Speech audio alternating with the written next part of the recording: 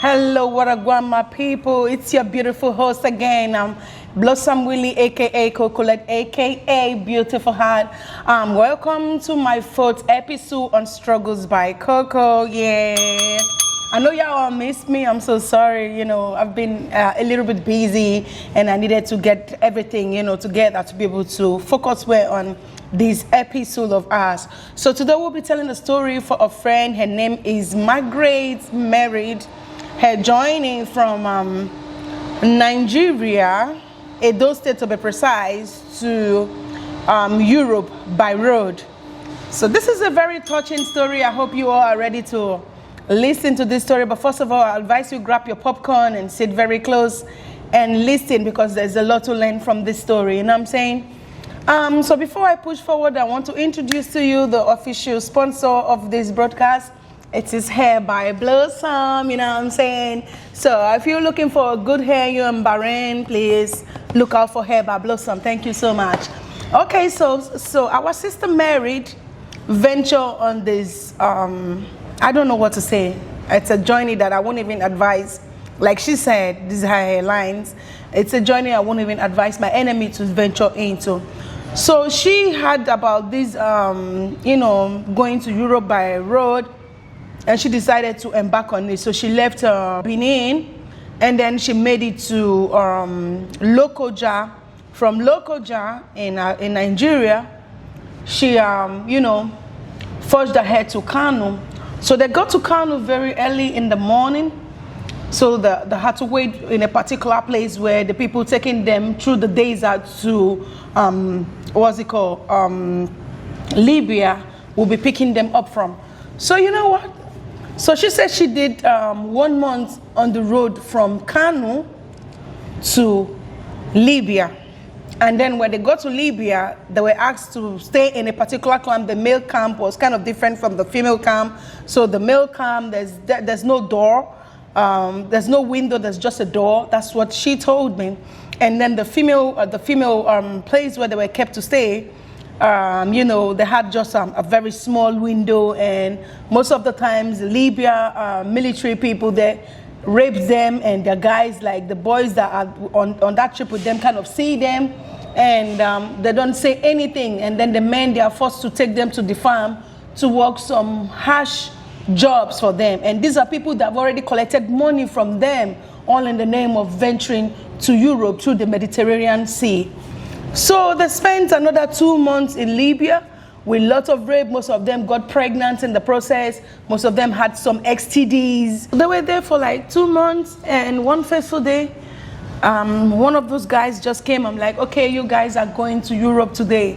So she felt like going to Europe as just like, you're just going to maybe take a car and all that. So they didn't know like the hillocks that they just like put like 45 people inside of that hillocks. Most people will not even make it to half of their journey, venturing to this Europe of a thing, of a country. So when they got to the time where they were supposed to hop into the hillocks, they did hop into the hillocks.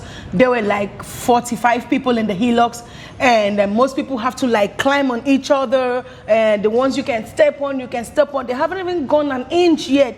Some people are already dying. So the ones that are dead, just like throw them away from the hillocks and kept on moving. So they got to this place where it's just very, like, you know how the desert is like, right? It's very big and all that. So they were asked to come down and work. So most of them didn't carry enough food, enough livelihoods or water and all that. So they were like begging. 2 brothers were like begging for water. Like she said, that 2 brothers were like begging for water, and nobody wants to give them water, including herself refused to give her water, because if she run out of water, there will be just no water for her to drink. And as she saw like 2 people who urinated and drank their urine, that the 2 brothers they just died side by side each other. I don't know if you understand what I'm saying. So they were like on the road for like 5 days with no food. Like she was just like seeing herself talking to dead people, like that she's gone, So one lady she met there, she's African too, but she's from like this French-speaking part of Africa. The girl just like kind of bonded, because when she embarked on that journey, She actually felt like she was the only one who was going to embark on that journey. But when the journey did started, it just showed her how eager people were, ready to risk it all just to look for this thing called money that will all someday die and leave. I don't know if you understand, because it's really painful that I'm saying this, and I don't even know, I'm just having goosebumps, and I don't know, man.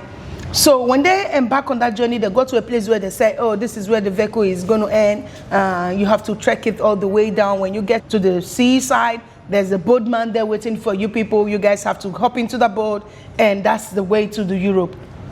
That's the visa to Europe. That's what she said. The guys that were, directing them on the trip that took money from them did. So when they got to the sea, before they got to the sea, one other person died. So they ventured into the sea, and the boat that they used in conveying them to Europe got torn. You know how this plastic boat now, I don't know, is it a boat or what? I don't know how it's called though, So on that boat, there were like about 100 and something. So 52 people died and 85 were rescued.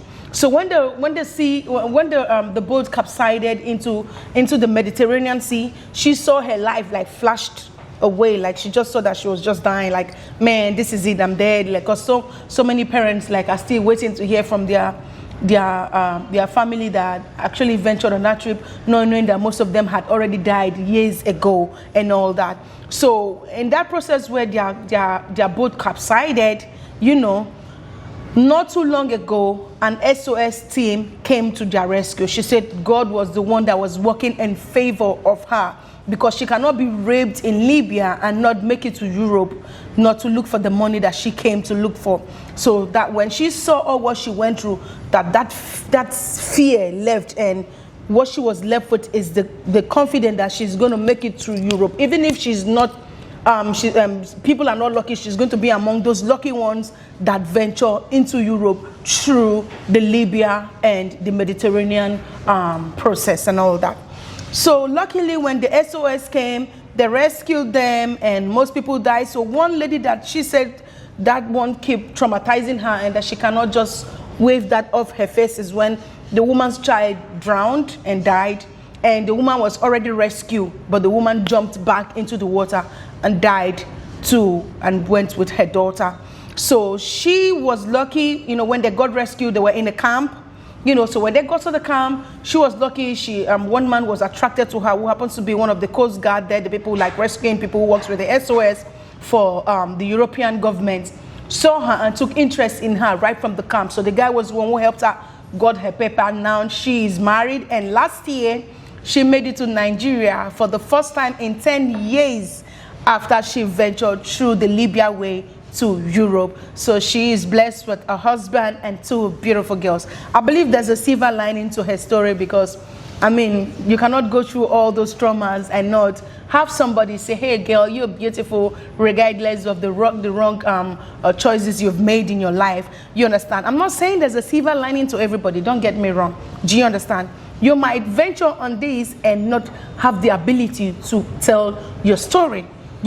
So I believe God gave her a second chance, because she has more purpose to stay and much things to do in this life that we are all taking for granted. If you want to travel to any country, I know it's not easy for everybody. I know my viewers out there, you're kind of like thinking, oh, maybe I might be lucky to do. Don't even dare.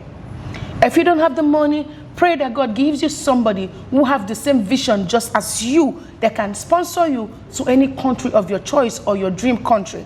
Don't try to take the shortcut. It's not easy. I'm saying this. She said two brothers, like from the same mama and papa, died side by side each other.